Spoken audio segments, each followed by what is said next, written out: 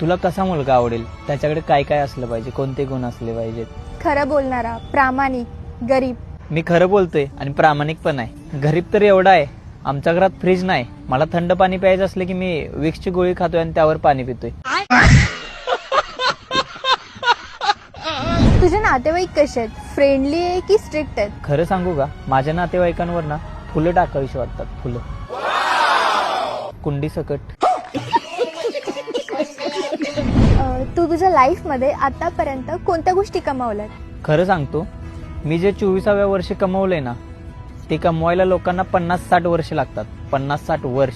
पण असं काय कमावलं? गुडघं दुखत्यात, सकाळी उठले की पाठ दुखत्या, एका डोळ्यानं लांबचं दिसत नाही, एका डोळ्यानं जवळचं दिसत नाही, मोतीबिंदू झालाय डोळ्यात.